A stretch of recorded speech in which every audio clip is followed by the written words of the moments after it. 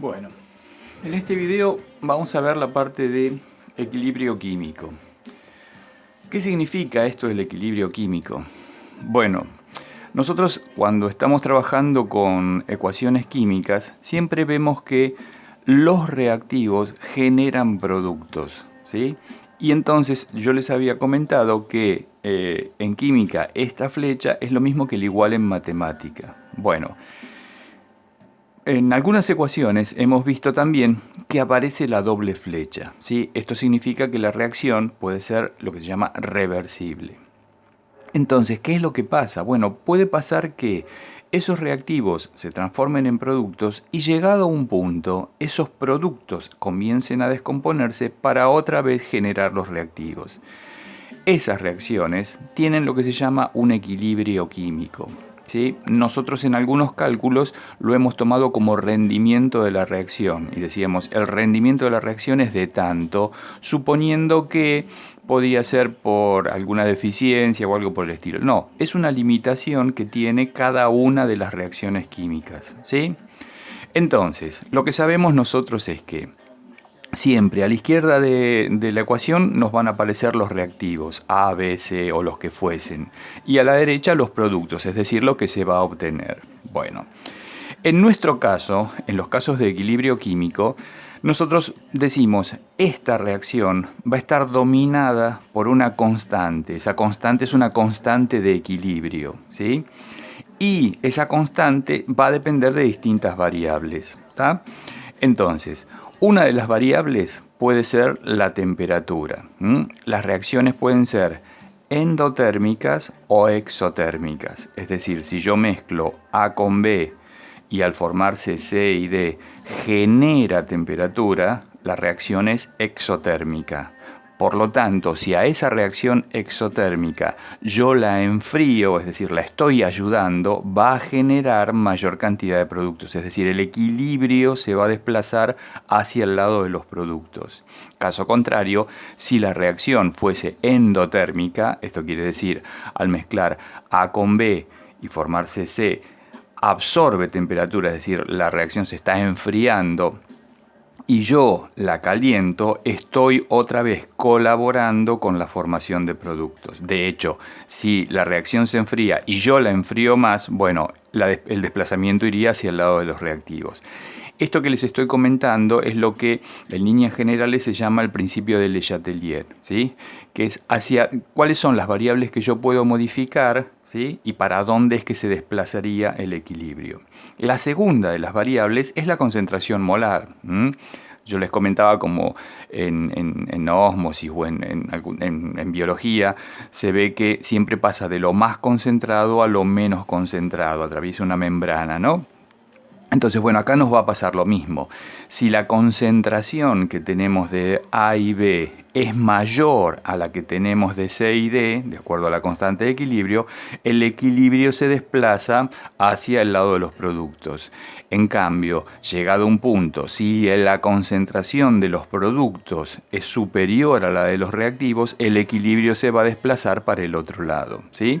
Y lo mismo nos va a pasar en el caso de las presiones, ¿sí? Acá estamos hablando de concentraciones molares, concentraciones cuando estamos hablando de soluciones líquidas. Bueno, si estamos hablando de que la reacción se produce al estado gaseoso, bueno, en lugar de concentraciones tenemos presiones, es decir, si las presiones parciales de este lado son mayores a los de este otro, el equilibrio se desplaza para este lado. Si las concentraciones de los productos son mayores a las de los reactivos, el equilibrio se desplazará para el otro lado, ¿sí?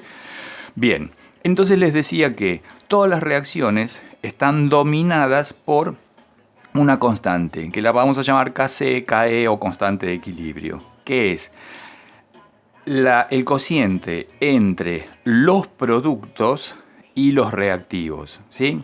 ¿Qué cosas tenemos que tener en cuenta para colocar los datos en la constante? Bueno, la primera cosa que tenemos que tener en cuenta es que las concentraciones que vamos a poner nosotros son concentraciones molares.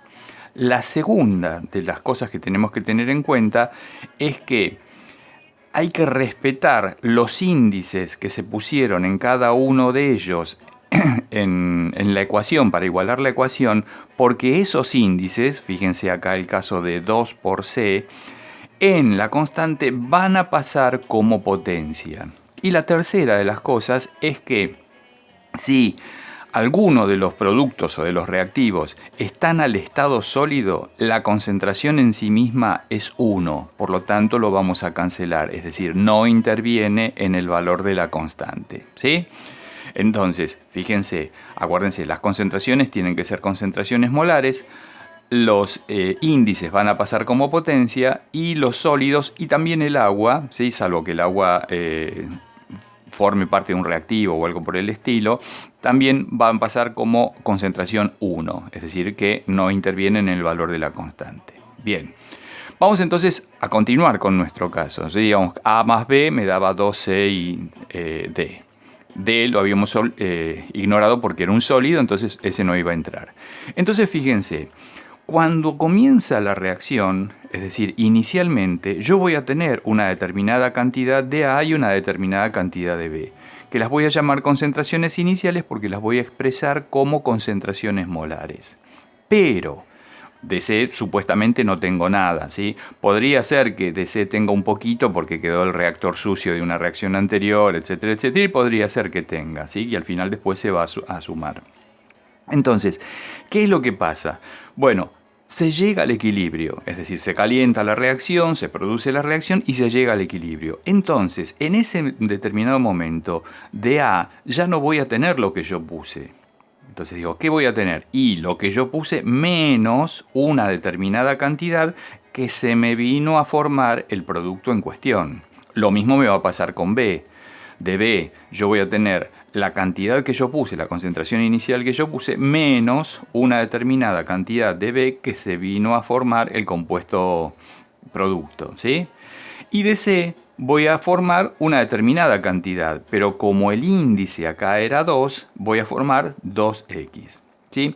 Esto no quiere decir que si se me fue una parte de x acá y una parte de x acá me va a dar dos partes de x acá. No, esto es por el equilibrio nada más, por la igualación. ¿Sí? Puede ser que acá hubiese un 3 o un 5, es decir, no hay una proporción que yo diga, tengo una x acá, por eso tengo 2x acá. No, no, no. X es un valor que matemáticamente después lo vamos a calcular. Bien, vuelvo otra vez entonces.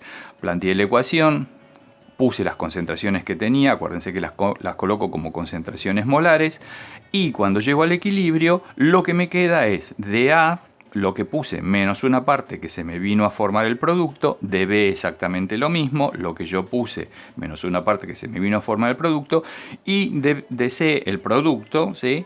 2x por el 2 que estaba en la igualación. Bien, ahora ¿qué habíamos visto nosotros? Que este 2 aquí pasaba como potencia. Entonces cuando yo lo tenga que reemplazar en la constante de equilibrio, en lugar de poner c al cuadrado, voy a poner 2x al cuadrado. En lugar de poner A, concentración de A, voy a poner concentración inicial menos X. Y en lugar de poner B, también concentración inicial menos X. Por lo tanto, me está quedando esto. Esto sería plantear la constante de equilibrio en función de esta ecuación, ¿sí? ¿Qué me pueden preguntar aquí? Bueno, lo que me pueden preguntar es o bien que calcule el valor de la constante de equilibrio, si es que me dan las concentraciones iniciales y la condición del equilibrio, o bien me pueden preguntar cuál es la concentración de cada sustancia en el equilibrio, si es que me dan las concentraciones iniciales y la constante, ¿sí? Ahora, hay otra cuestión, que en lugar de llamarse Kc se llama Qc. Este Qc es comparar las cantidades o las concentraciones que yo tengo en la reacción con respecto a la constante de equilibrio. Es decir, esto puede ser lo que yo tenía inicialmente o lo que yo tengo en un momento de la reacción antes de llegar al equilibrio. Entonces, ¿qué puede pasar? Bueno, puede pasar que Qc y Kc me den el mismo número. Por lo tanto, entonces digo, las concentraciones que yo tengo acá están en equilibrio. ¿Qué puede pasar? Puede pasar que Kc sea mayor que el Qc, es decir, que la constante de equilibrio sea mayor que las concentraciones que yo tengo en ese momento. Entonces, ¿qué puede llegar a significar? Si Kc es mayor que el Qc, es decir, si este resultado, lo que me da este resultado, es decir, que las concentraciones de los productos son mayores que las de los reactivos, ¿sí? Si Kc es mayor que el Qc, significa que esto, ¿sí?, es más grande. Por lo tanto, el desplazamiento se va a producir hacia el lado de los reactivos. Caso contrario, si QC es mayor que el KC, el desplazamiento se va a ocurrir hacia el lado de los productos. Bueno, con esto entonces, con esta base, vamos a empezar a hacer algunos ejercicios. Los primeros explicados y después van a hacer algunos ustedes solos.